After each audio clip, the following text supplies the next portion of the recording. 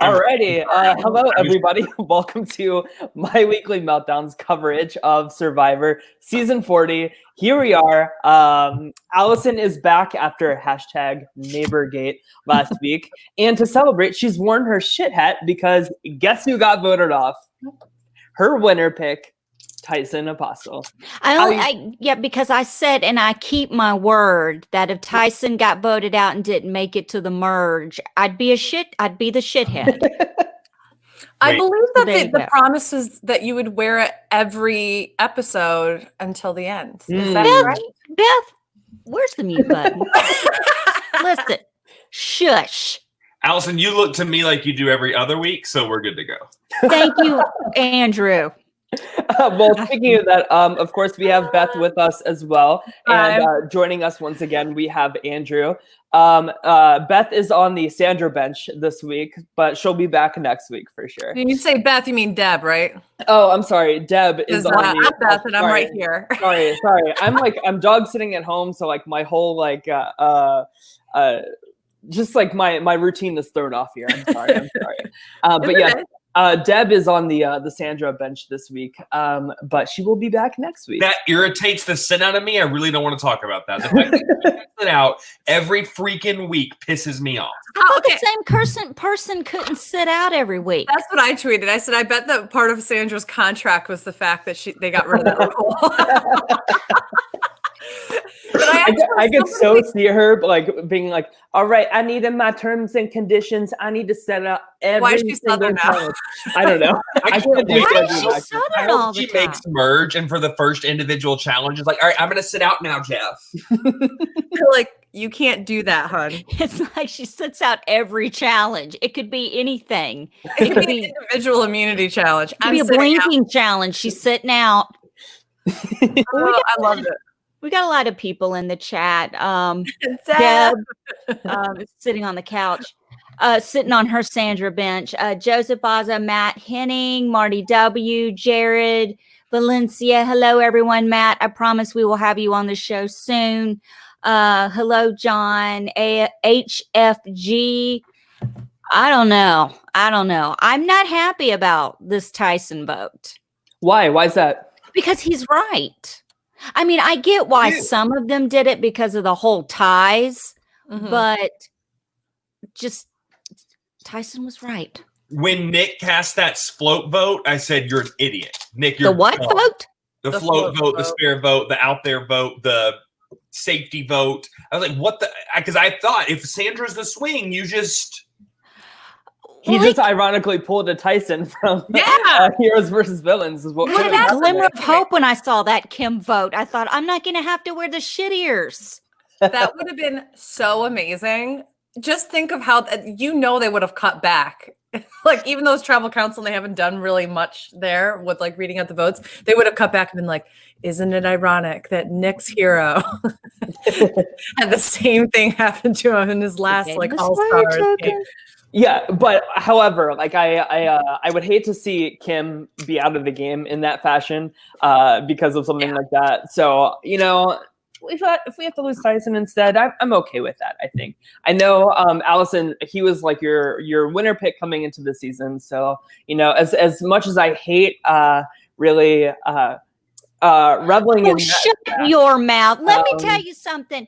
You don't feel bad about anything. Shush your face. I know better.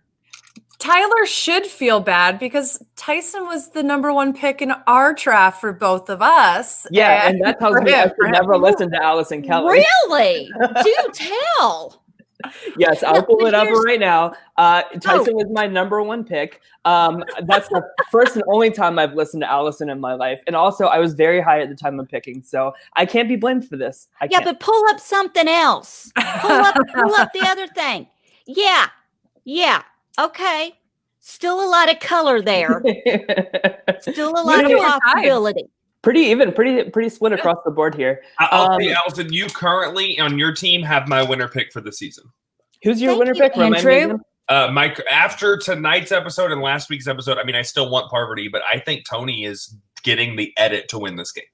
Definitely, for sure. And we'll definitely talk about Tony and everything tonight. Mm-hmm. But I'm really glad that we finally got to see some more tribe dynamics in the red tribe. Of course, all that's gonna come to a close next week when they do the tribe swap. But we got a little something. We got to see them go to tribal council.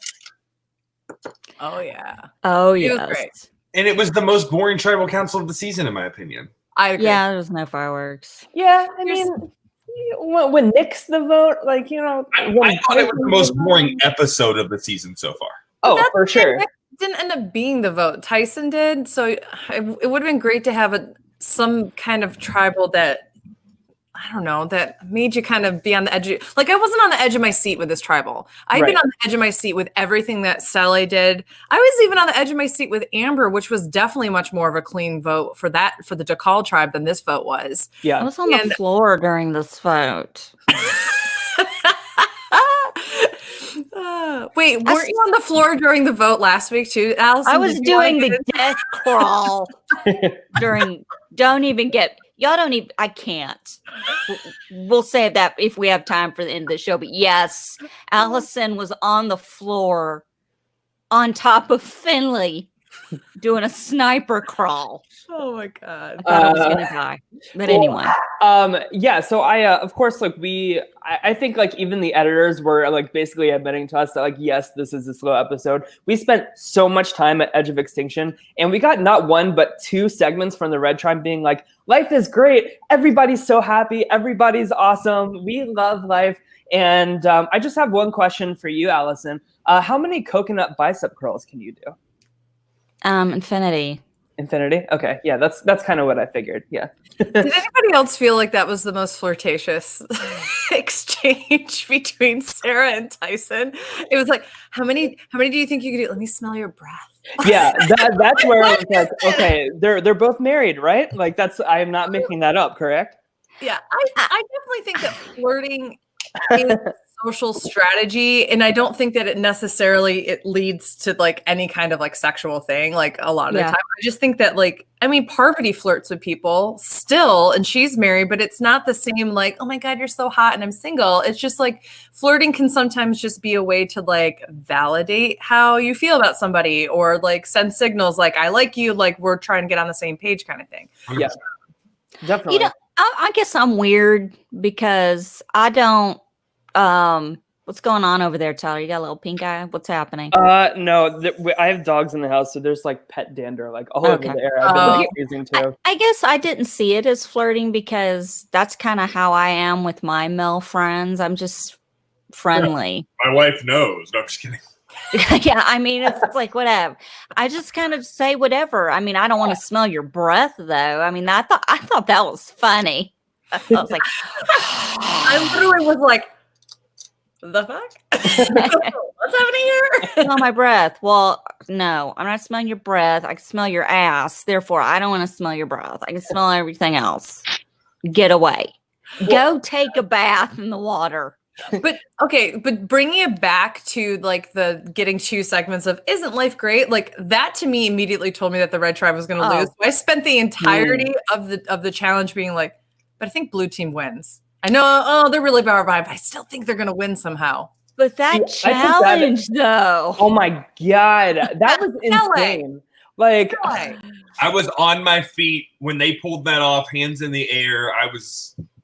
I posted a picture on Twitter. I encourage everybody to look at it. But my cat and I were watching, and that exact moment when Adam picked the last key, he started purring, like, really intensely, and I was like, "Oh, so you're a bushy." Like, but I took an actual picture of us watching the television, and we're both, like, wide-eyed looking at it. It's really funny. That's a question. Jared asked why they put their shortest people on the jump. Seriously, so, like, could we have a thing. thread of some kind of strategy in any of these challenges, please? Why don't you might as well just throw my ass up there? All 4'11", no, literally, why 98 weren't they pounds. throwing? Let Allison do it. Why didn't they get Rob to just throw people again like he did that second challenge? Like, that would have helped in this situation. We'd still be there. We'd still be on the island. It's been 9 months. Allison hasn't gotten one. But Jeff Probst would be eating that up. Just like Sari took her time to go across the balance beam. It's taken Allison 9 months to try to jump 4 feet in the air. I think that's the last thing I need in my life is a Allison version of Sari and Game Changers. Listen, Tyler, here's the thing. I would be up there crying. I would have a Sari moment and I would be up there crying. Cut. 2 minutes later, can someone get me off this effing thing? I can't anymore. I had my moment. Tracy asked in the chat that this was the biggest blowout in Survivor history. Can y'all think of one that was worse? I can't. Well, it ended up not being a blowout because they ended up coming back from it. Well, I guess, I was thinking comeback. I mean, that was the biggest comeback I can think of. I mean, as far as I can remember. Do you think Red got too confident? I think so. I think, I think Nick took it too slow. Like he's like, I did this on my original season and I got this. So why didn't they put Sophie on the puzzle? Clearly she's crushing it. They're like, let's put Sarah out there. Not saying that Sarah's bad at puzzles, but apparently she's not good at them. Well, her and Nick are definitely not as good as Nick or as. Let's not even get started on putting people repeatedly on the same puzzle. Jesus, this was the 3rd time Rob has done a puzzle. If we not learned anything from the last 2 times, you're going to throw him up there again. As soon as he went, I was like, why? Rob now has a 33% success rate. He's a hero because he's done 1 puzzle. Okay. Yeah, but what a comeback though. And what was really interesting to me was Adam's confessional after the win. He says, when Mom told me in 8th grade that Adam stops at nothing to get what he wants, and he was getting really emotional. And I think that's a really important moment for us looking at Adam potentially having a little bit more success than we thought he would have in this game. We're getting this kind of like Adam perseveres through everything kind of storyline going starting this week. And I don't know. This is a good sign for Adam, in my opinion. I agree. I do want to point out that the chat, multiple people have said Cass coming back for the Final Four immunity is probably an equal comeback. And I think that's a really good. Yeah, I would agree. Yeah, that was really good. So I agree with what you're saying, Tyler, about Adam. I want to pick out one conversation that was small in the game, but I don't want to miss it.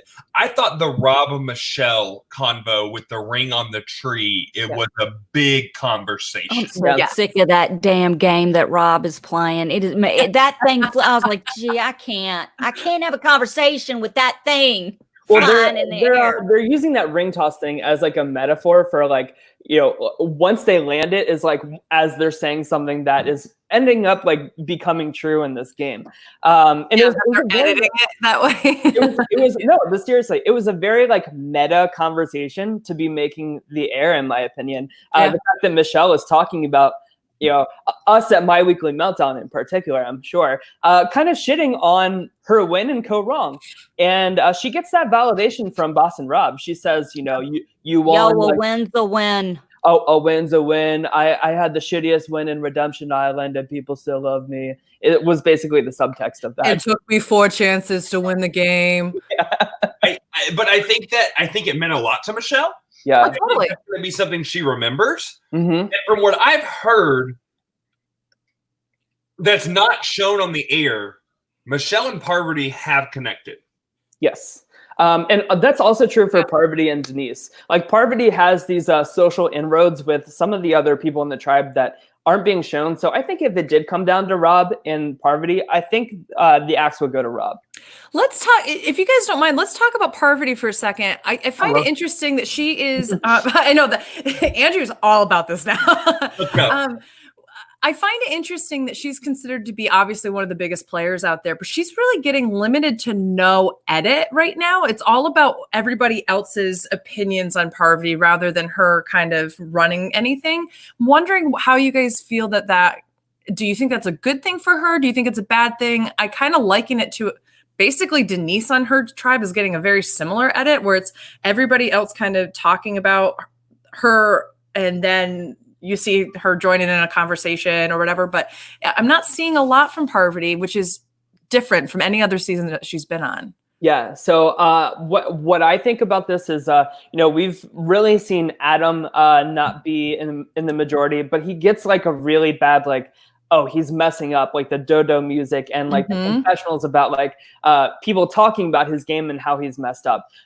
Parvati is not in the best position, but we're not getting that validation that like she's playing bad or anything like that. We just hear like she's a big target. So I think like it's just simply a case of she doesn't really have a storyline right now. And the fact that it's not going negative is a good sign for her, I think.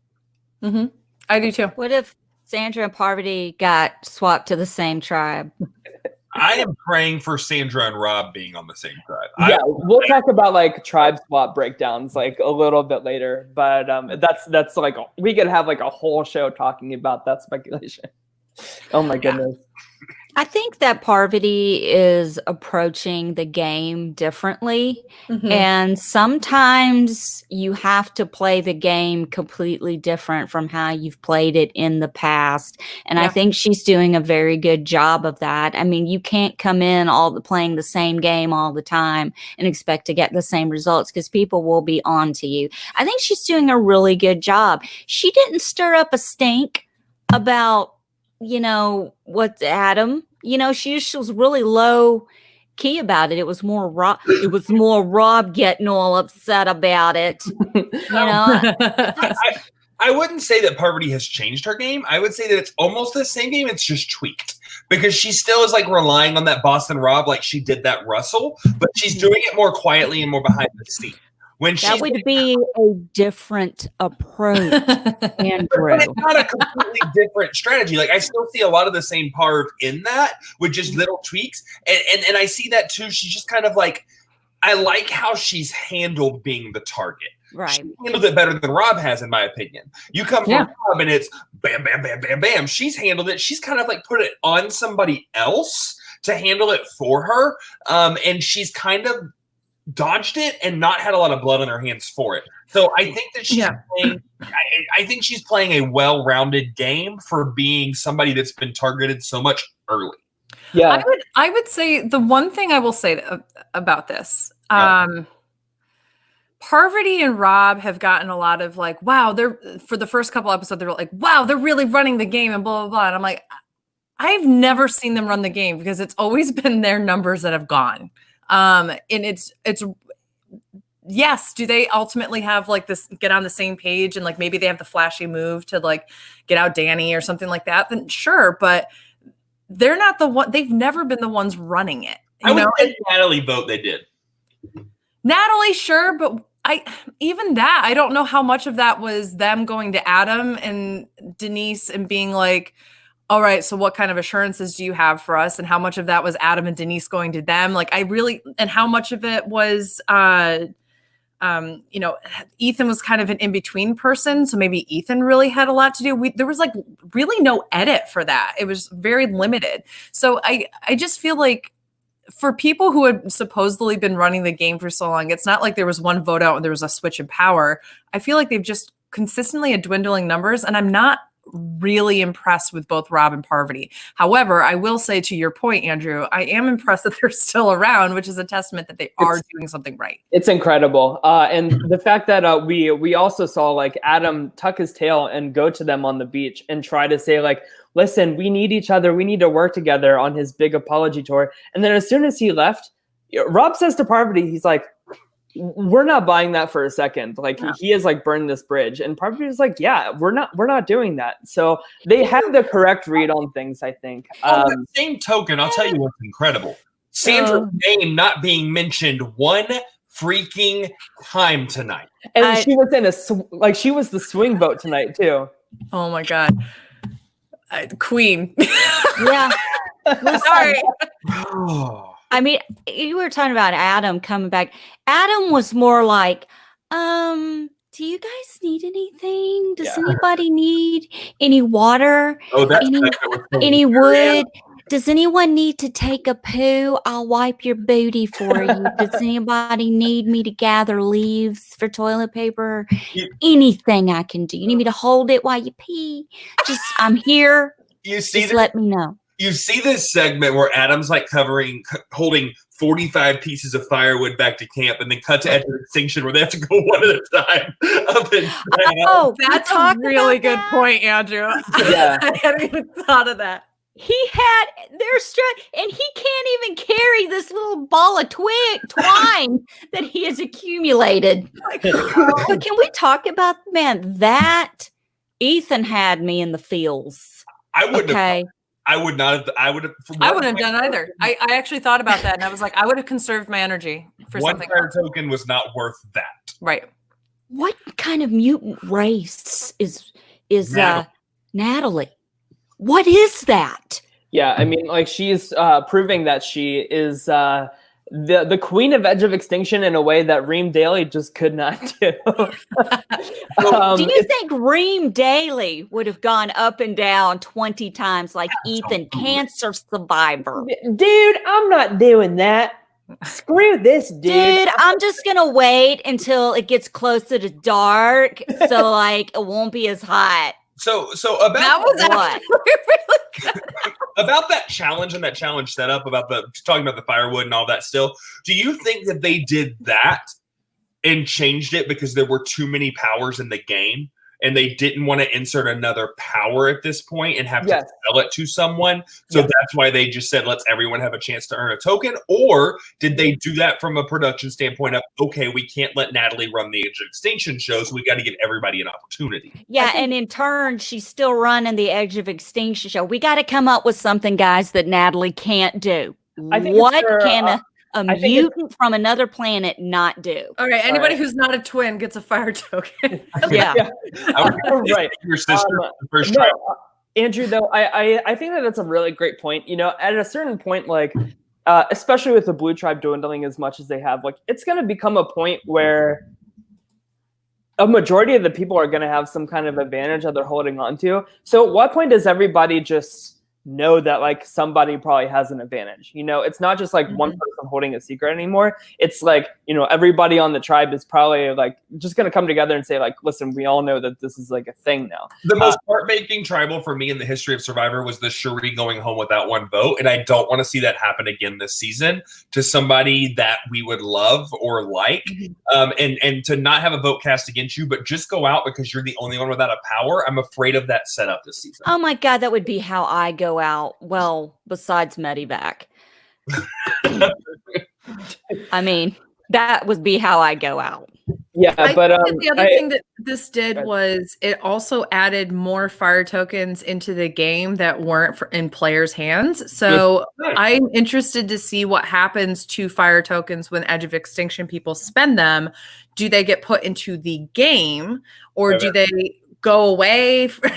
Nothing happens. Do they get put back into circulation somehow on Edge of Extinction? Like, there's got to be something that happens that we just haven't had the chance to see yet of what happens when people spend the tokens. Because I kind of like the idea that my theory going into this episode, which is now completely, nothing, was that they wouldn't add more tokens to the game. And instead what they would do is you would get to a point where advantages coming from Edge of Extinction would be more expensive. So people in the game would have to pool their tokens and have like the two halves of the idol. I thought that was a way of like setting up that advantages might have to be shared with social gameplay.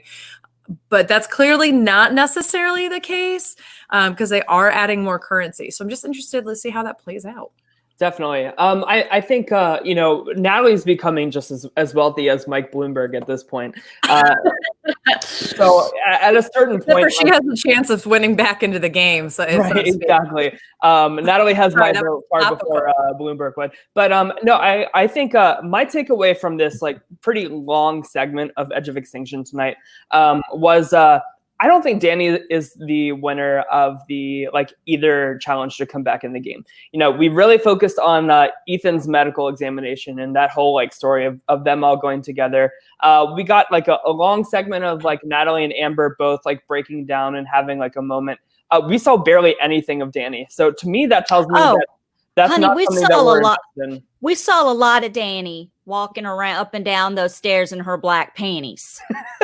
Right. But yes, we did see all of that, but it's not anything that there's no story. We're not like rooting for her at this point. Now, Beth, back to what you said though about the currency coming back into the game. It's only coming into the game on the edge. It's not coming into the game in the actual game, which is where's interesting is how do fire tokens get replenished in the game? Because yes, you're bequeathing them, but that's still the same amount of tokens. So you have tokens going to the edge, but you have no tokens coming to the island. Mhm. That's exactly what I was wondering is if when they spend it on Edge of Extinction, whether it's on the advantage or a jar of peanut butter or something like that, does that somehow then get dispersed to people back in the game instead of an advantage? So I feel like it's going to turn into some kind of cycle of currency and advantages and something, but I'm not sure. Maybe I'm wrong. What are they going to do with the tokens?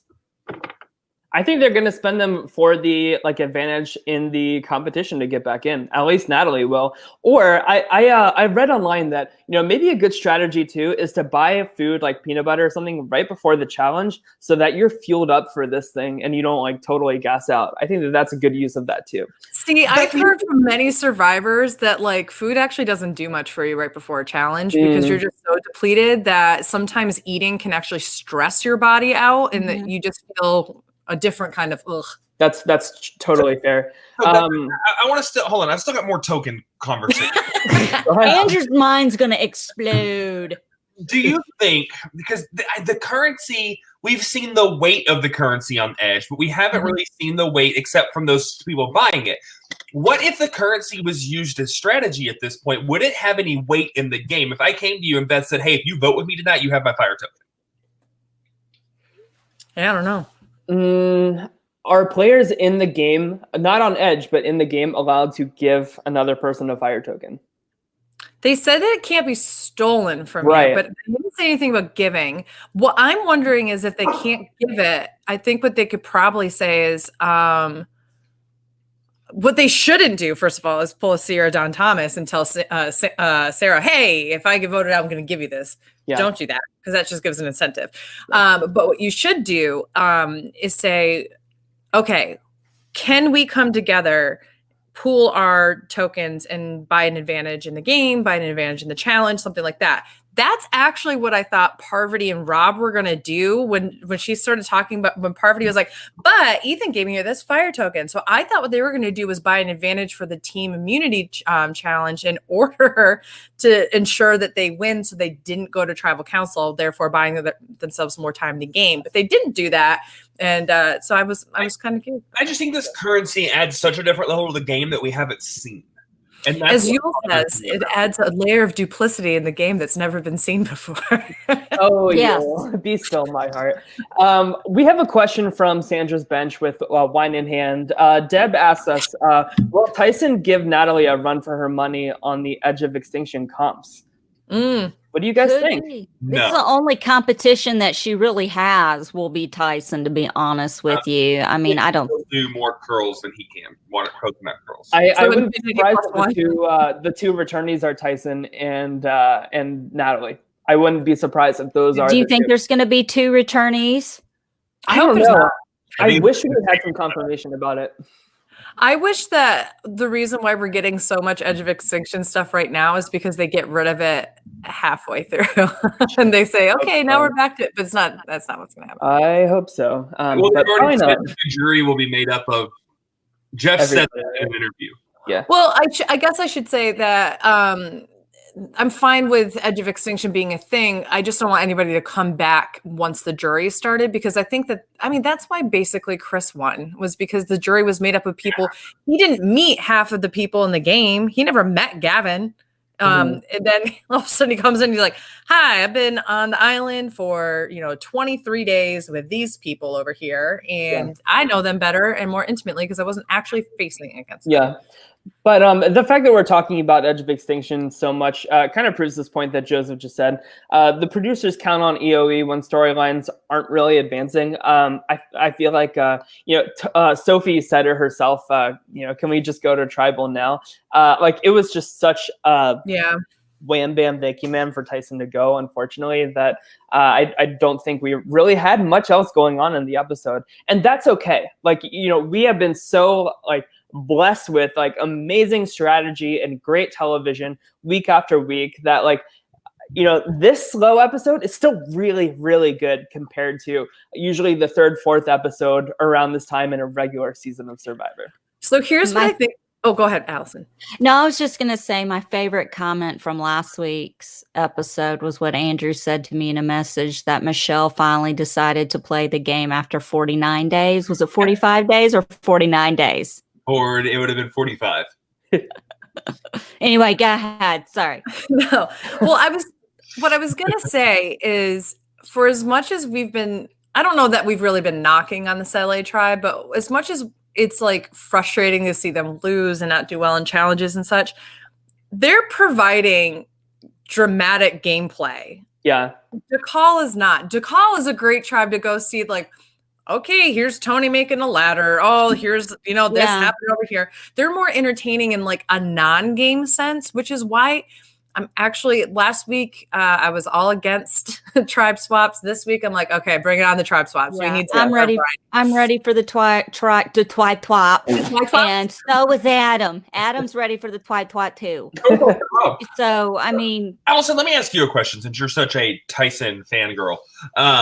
Why does he go off of the Sandra stick that he was on 2 weeks ago? Why does he change that? I think the first time that he mentioned Sandra, I don't think it was as deep. I don't think he was cutting into it as deep a few weeks ago as he was cutting into getting rid of the one-timers. I think a time had passed and he realized, yeah, we've got ties, we've got connections, we can go further. And these one-timers, they need to go. And I think at that moment, a couple of weeks ago, it was just a different situation.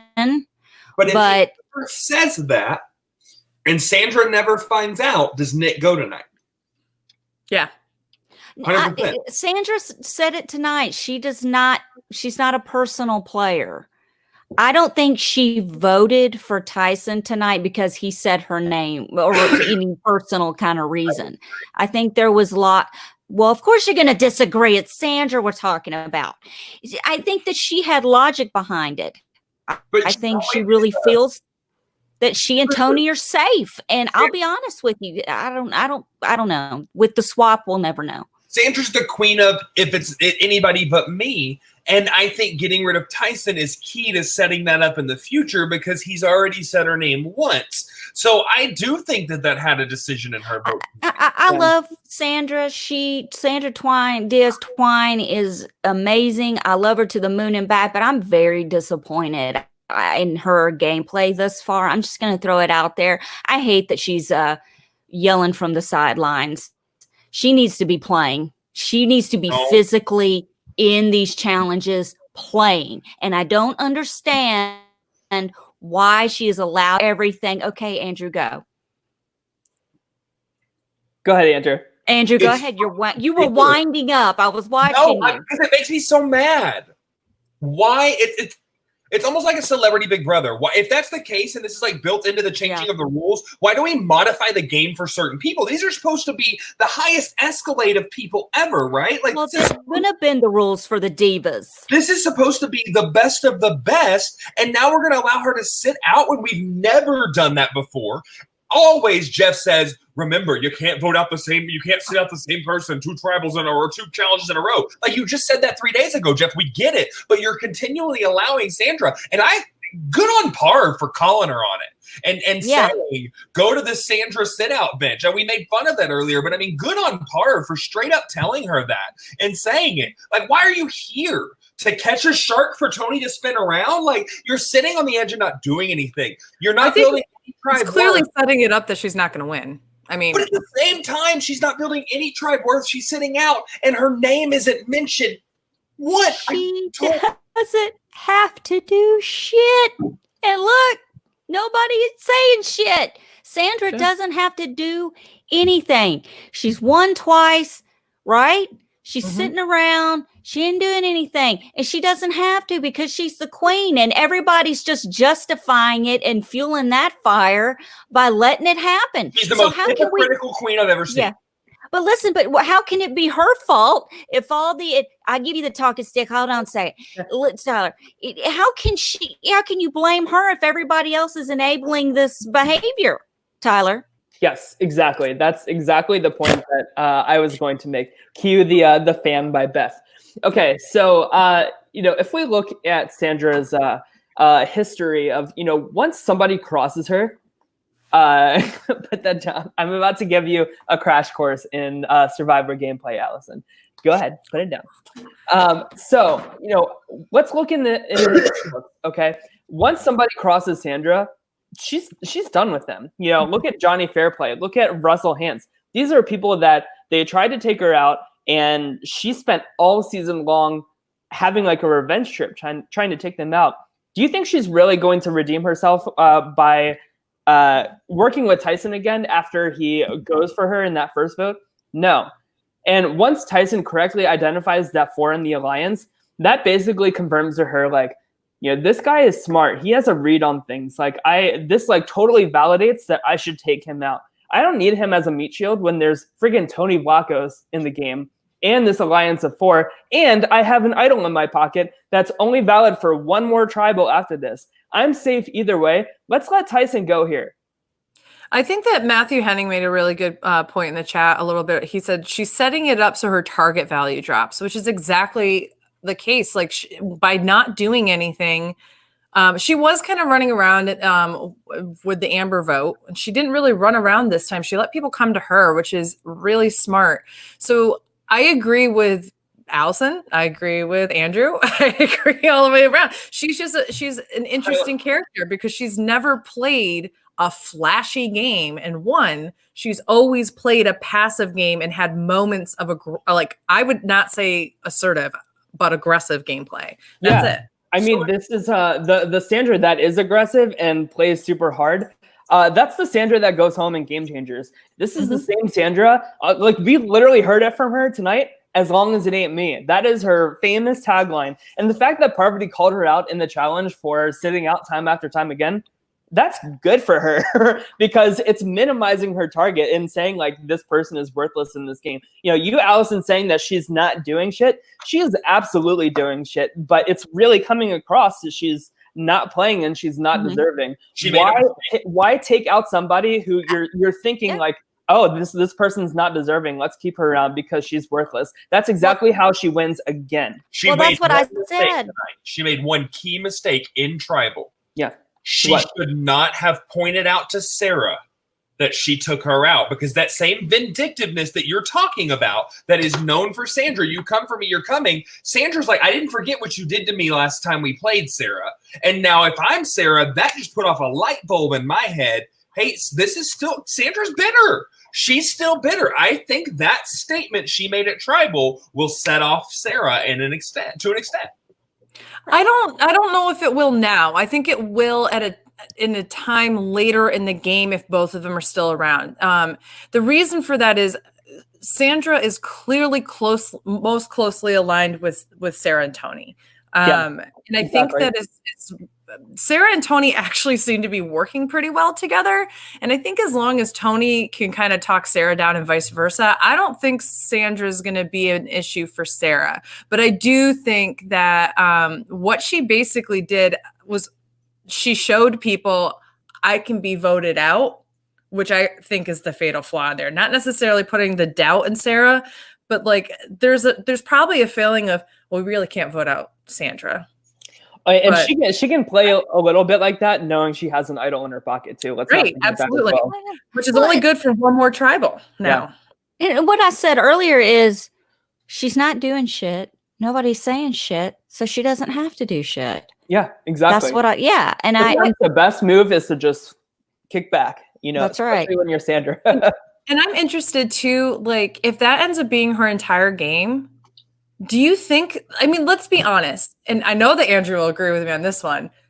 If the jury wasn't bitter in Heroes versus Villains, Parvati wins. 100%.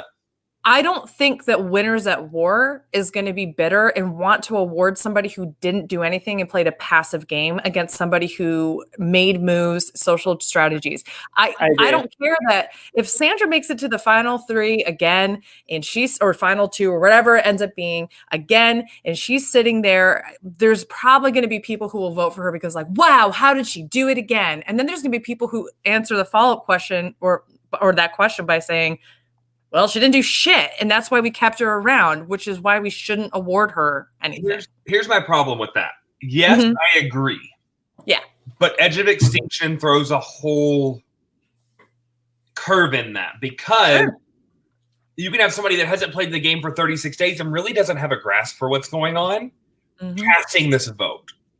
And so you're not seeing pre-tribe, you're not seeing things, you're seeing people that never even played the game together, giving them that opportunity to vote.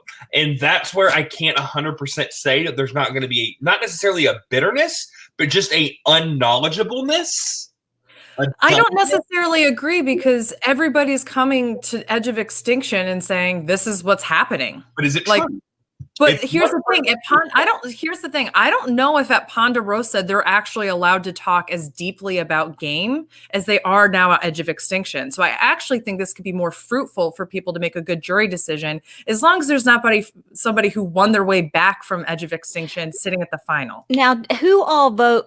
Who makes up the jury? Everyone. Everybody. Anybody who's still sitting on Edge. Everybody that doesn't raise the flag. So that's the other thing too. A really great point to getting her out above all else is she's not winning her way back into the game. No. If you go to Edge of Extinction, don't you want Sandra to be there before you to weaken her even a little bit more? That's more of a reason to get rid of her now. Yeah. She's a threat both in terms of that she's won twice, and if you happen to be sent to Edge of Extinction, you want weaker competition there. Get her out. A really good point. I totally agree. And instead, Tyson is there and is a pretty big threat to get back in the game. Yeah. I want to talk about Tyson a little bit more just because I know it stings Allison a little bit. But, quite frankly, he played this terribly. We see him before the challenge. He talks to Sandra. He identifies that Yul, Nick, Wendell, and Sophie, I think. That was hilarious. Like, she's so under the radar, I can't even remember her name. That's some good winners content, I'm telling you. But no, seriously, like he identifies this group of 4 seemingly disconnected winners coming together and is a threat, is a foursome. So then right after the challenge, we see him go up to Yul and throw Nick's name under the bus. Why does he do that when he's thinking in the back of his head? Yeah, he's terrible. We get this awful montage of him going up to everybody and being like, "Oh, it's Nick. It's an easy vote." Is it ever an easy vote? This is how you tell if somebody's lying to you in Survivor. If they make the plan super simple and don't say like, "Okay, well, what's the backup plan? What do we tell everybody?" If there's no like details behind the plan, then it's probably not really happening. I'm also interested, like, for someone as smart as Tyson, who knows he's on the outs and is trying to weasel himself back in and knows that he's probably throwing somebody's ally under the bus when he's talking to them. I'm interested why he didn't talk to someone like Tony, who he seemed to have on the hook, to be like, could you go talk to those people? To me, that's the more obvious play, is to send somebody who's not as big of a target right now, but does have a big target on them, to go take the blame. Because Tyson was so convinced. It's so easy. This first vote is so easy. He, in his mind, it made perfect sense. This needs to happen. And if you're looking at it from his point of view, yeah, this is going to happen. Yeah, but this is the difference between people like players like Tyson failing and players like Michelle succeeding this season. She's really weighing her options and saying like, okay, what's the result of me going down this path? What's the result of me and Jeremy going down this path instead? Tyson's really not having that critical thought, or at least we're not seeing that. We're seeing him say, he literally said in this episode, it seems too easy. Yeah, I really don't. I can't argue with anybody, unfortunately. if you haven't yet, go back and watch. Rob has a podcast on Friday night. He has Rupert on, and Rupert gives and you laugh, but think about how many people this season Rupert's played with. I played the episode, but I just couldn't take it. No. His onset and his talk and his things and his about what Tyson and what Tyson's going to do, because Rupert has played with a third of the cast. Yeah. He has, yeah. I mean, he's played with Rob, he's played with Amber, he's played with Ethan, he's played with Sandra, he's played with technically played with Tyson twice. He's played with Tyson, he's played with Parv. I mean, he's played with 6 or 7 of them. So just to played with Sandra twice, yeah, too. To hear him talk, and he said, I voted for Sandra every single time, twice. I gave her $2 million, and just to hear, I know his voice, and he guess you have to get through the ha ha ha of Rupert, but his analysis on some of these people that are still in the game, it's good, and it's from firsthand because he's played with all of them. That is the last season. When was the last time Rupert played? He was in Blood versus Water with Tyson, but he was out. Yeah. How long ago was that? It was the season Tyson won, so it was 13 seasons 12 ago. years ago, 12 seasons ago, or whatever, 13 That was the last time I can remember my son and I really watching Survivor together, because my son was obsessed with Rupert. Because he was a child. He just thought he's like a real pirate, and I remember watching the premiere episode of Pearl Islands when he came on for the first time, and he was mutiny and stealing stuff, and my son was just like, "Oh, this is so awesome! This is so what I would do." I don't know why. Just flashback, ADD moment with Allison. Continue.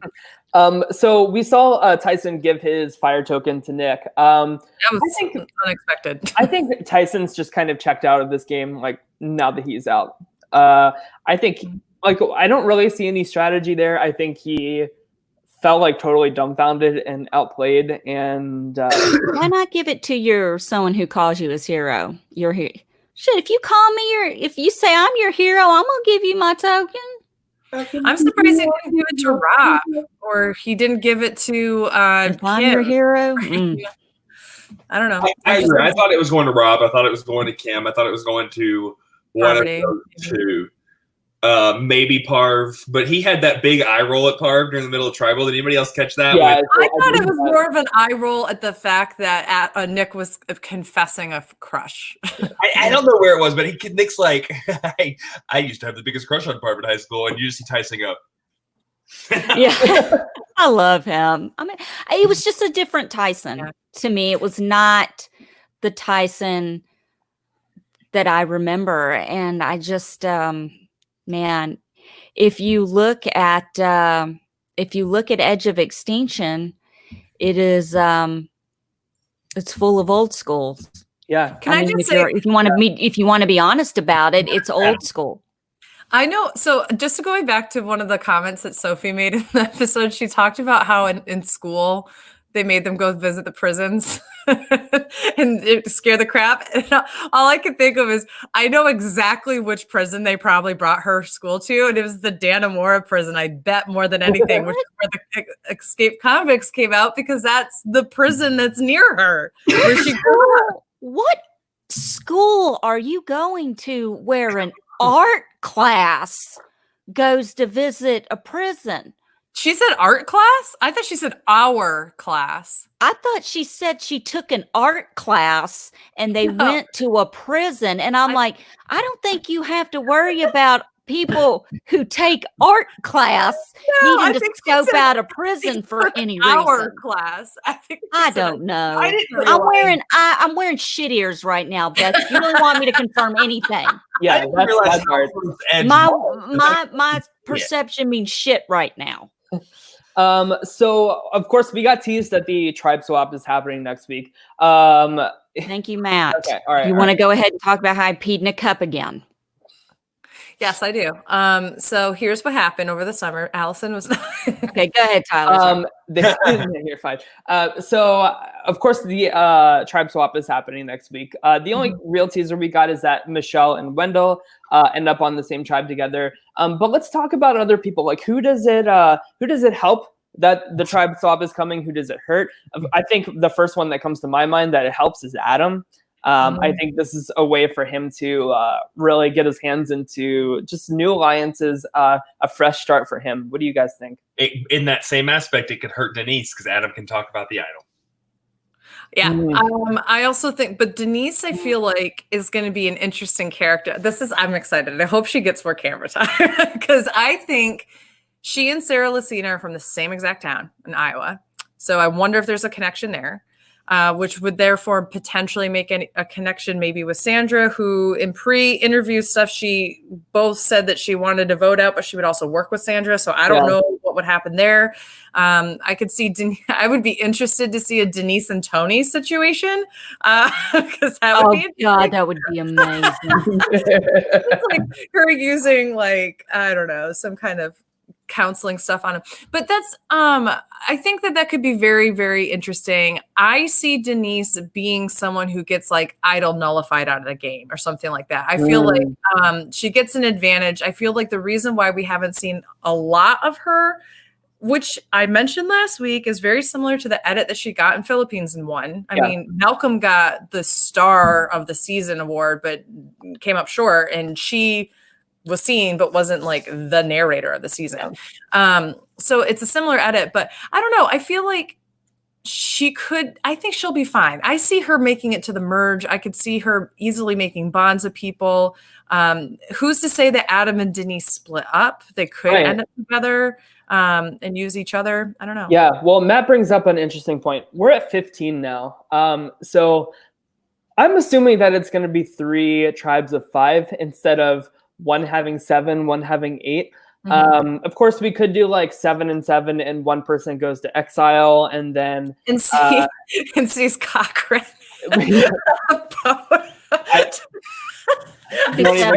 Just keeps sitting out. Don't even get me. But again, and it's Boston Rob who's getting advice from Cochrane with the game.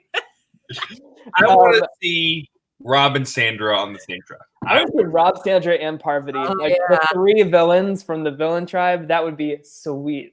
I don't want to see that because I'm afraid that would actually become an alliance. I want to see Rob and Sandra go head to head. I want to see these two on 2 sides with 3 people in the middle, and they have to fight for these 3 people to stay in the game. I want that scenario, and I want it bad. I mean, do you think that Rob? I mean, we saw how upset he was that Amber was taken out of this game, and that was all Sandra. That was her saying, "You lied to me for 36 days on IOI, so payback's a bitch." And maybe that could come back to be the end of both of their games this season. It very much happened. Rob goes home with Sandra's idol, 100%. Oh God, yeah. Whew. What a timeline that would be. He takes out Amber, and then she plays her idol that only has "this is it anyways," and Rob's the next to walk out the door, and that's what I want. Chef's kiss. I also want to take a look at Kim. I think that she has a lot to gain from a tribe swap here too. We've really just seen her be a number for plans, very no real influence around the tribe. So I'm excited to see maybe a better situation for her. I can see her being hurt by it though too, especially if Sophie didn't give her back the other half of the idol after this tribal council. There could be 2 halves of an idol. I could see Kim and or Sophie, if they each have half an idol on different tribes, trying to use that as a means to either target the other person when we get closer to a merge, or to use it as I have an idol, so you can't vote me out, even though that most people won't know. So I can't wait to see how that plays out. Other potential alliances I see, I'm interested to see people like Ben. Is Ben going to get together with Wendell and Nick, who are near his wins? I think that could happen. Yeah, but listen, all these oneers, look, all these new school people are going to be come together like a fly on a turd. It's going to be instamatic. I'm also I see a couple around your head right now. Huh? I can see a couple flies around your turds. It's a couple of gnats. I think that I could also, I know I could keep talking about Denise, but I could see Denise and Sophie getting along really well. Yeah. And I could see her working with Sophie and Yule, just because she's a calmer energy that has a good head on her shoulders as a workhorse, and kind of, even though she's considered new school, she really won by playing an old school style game. Yeah. So she won 2 seasons after Sophie. So there's like a similarity in when they won. Definitely. I'm trying to think if there's anybody else. Let me just pull up I just want to pull this up again just to see. Oh, my dogs are about to fight. Stop it. Sarah, of course, Sarah has really impressed me so far. She's done a lot better than I thought she would do, considering how big of a target she had going into the season. So I think she's definitely one to watch as well. And of course, we haven't talked about Yule, where he could go in the tribe swap too. This could really come back to hurt him. Maybe his alliance doesn't go with him. Right. Who knows? I can see him and Jeremy working together. Oh, God, that would be great. Oh yeah, what about Jeremy? Where does he go? So many. The voting blocks are real this season. Maybe even more than Cambodia. So we shall see how it shakes up next week. If I can be honest, I think a tribe swap. This is going to maybe come as a shock. I think a tribe swap will actually help Yule more than we think, because I have an idea. My idea from the beginning was that people would recognize that eventually that the 4 were together and that they would target Yule out of the 4 of them first. Now I was a little wrong. They went for Nick. But I do think that if they ever catch him really playing the game, they will target him. So if his alliance gets split up, I think that protects him. I think that's actually a good thing. And he could potentially now create other avenues. He didn't really have to do it that way. He almost had the opposite happen to him in his season, where people mutinied and so created a closer bond. So I'm interested to see how he plays the game when he's forced to create new tribe alliances with people. I could see a Yule and Sandra team up. Interesting. Yeah. It'll be an interesting twosome for sure. I'd like to see that. I could see that happen, 100%. They both don't do a whole lot. It would be 2 different confessionals. Yule going on this like beautifully worded like strategy thing, and then Sandra being like, "It's not me." That's what it's gonna be. Prayer circle that happens. 3 tribes to 5. Sandra has to play next week. Oh my God, I'll freak out. She's like, "Nah, I'm good." All right, so let's lock in our predictions. Who do we think is going next week? Allison, we'll start with you. Who do I think is going next week? I'm going to throw a big dog out there and say Rob. Okay. I'm going to pull this up just for reference of who's left. So I'm going to assume that we're doing 3 tribes, in which case I don't think, just mathematically speaking, obviously, or statistically speaking, I don't think there will be like a majority alliance coming together for anything. Yeah. So I'm going to go out on a limb and say Ben. That's actually where I was thinking too. I think I'm looking at like, these tribe swaps happen. Like what's the easy vote? Somebody like Nick, somebody like Ben are people that come to mind, or a big target like Parvati or Rob. But I think it's going to land on Ben. So I'm with you, Beth. I agree. Andrew, what do you think? I'm going to give the edit a thought and go with Wendell. Okay.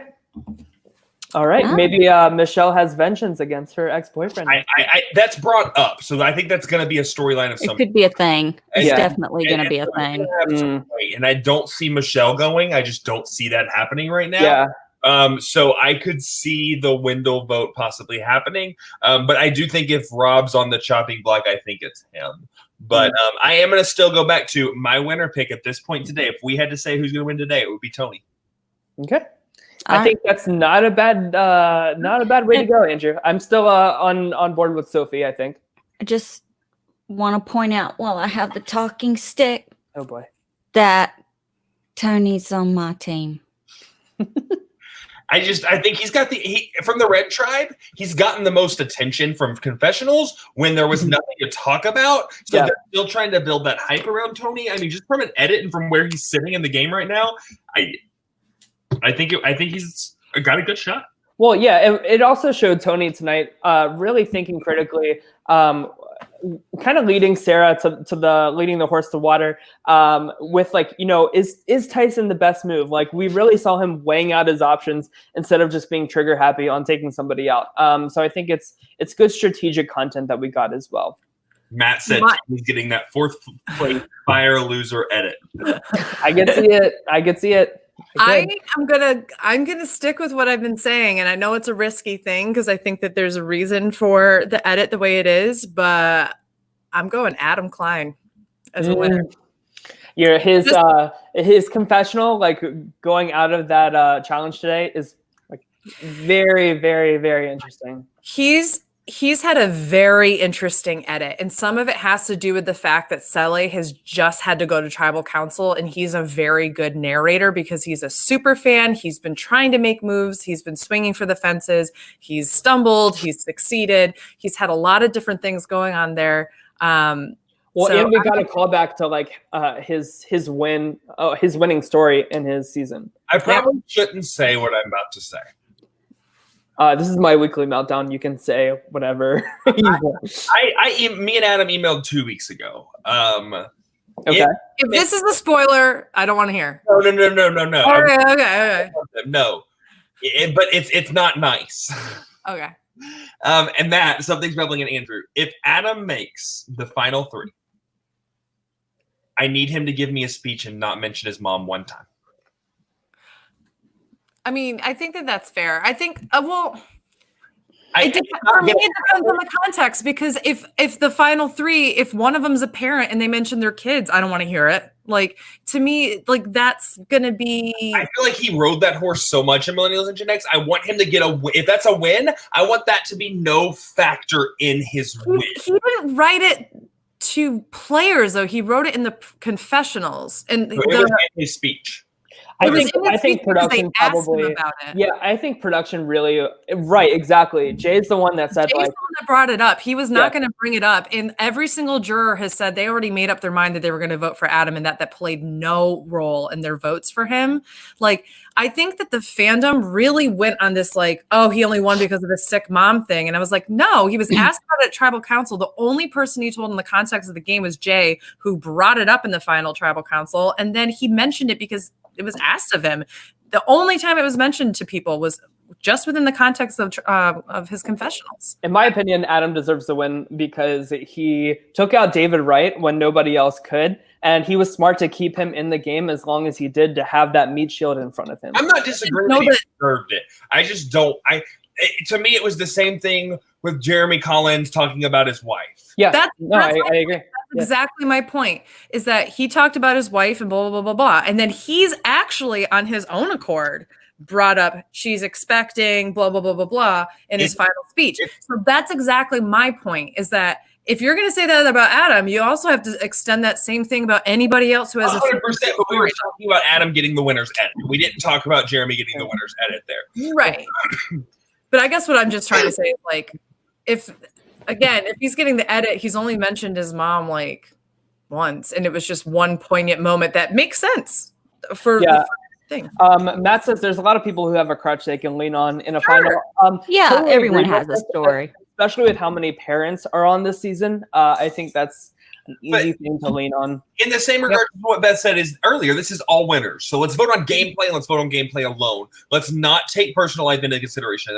That's what I hate. I don't like that stuff being involved because it has nothing to do with what happened in the last 39 days. Yeah. There's nothing there. Well, if any season can do it and think of the jury that way, it's the all winners. Yeah. Save that shit for American Idol when you need America's votes. Leave it up. Save that shit for The Voice, because nobody watches American Idol anymore. Right. Andrew. I was about to name drop Sanjaya on my weekly meltdown in 2020. So I think that's a cue that it's time to wrap up. I think we need to Sanjaya it out of here, because that's Allison Sanjina is tired. Oh. Did you just say Sangina? I said Sangina. Okay. All right. Well, I don't know what I'm saying. You can find me on Twitter at TLions. Sangina, where can we find you? You can find Sangina on Instagram at the.memphis.darling. You can also find me and all my Sanginas on Instagram at My Weekly Meltdown. Follow us on Instagram, My Weekly Meltdown. Go ahead and like our Facebook page, My Weekly Meltdown. Please subscribe to My Weekly Meltdown on YouTube. You will get notifications for when we go live. Also, we are on Apple Podcasts. Yes. Allison had to stumble her way through that one because she has an Android. But yes, we are on Apple Podcasts. So go ahead and give us a 5-star review there if you can, just to help the algorithm make us show up higher on search results. That would be great. Yes. Yeah. We want And our Beth, where can we vaginas find you? exposed heavily. Beth, where can we find you? You can find me at AugustaWind11 on Twitter, Instagram, and Twitch. I stream a couple days a week. There you go. And Andrew does not want to be found. Andrew is in the witness protection program. You can find me outside of a Hooters bar at 2 a.m. There you go. There you go. That is the saddest thing I've heard tonight. Listen, I saw Ethan on Edge of Extinction. Listen, that guy, Sanjay from American Idol, we used to call him Sangina back when we watched American Idol, and that's where I got it from. I'm just like in a time capsule. I'm like, it's 2007 again. It's so funny. Because he looked like a singing vagina. Anyway, thank you so much for watching. Please check us out. You can follow us, except Andrew, he's in witness protection. And that is about it. I'm not wearing this ridiculous headband for the rest of the freaking season. My head hurts. I'm sorry. I believe that was the promise. Okay, excuse me. Excuse me? Did I hear something? Oh, no, I didn't. Shut up. All right. Take care, guys. Good night, guys. Bye.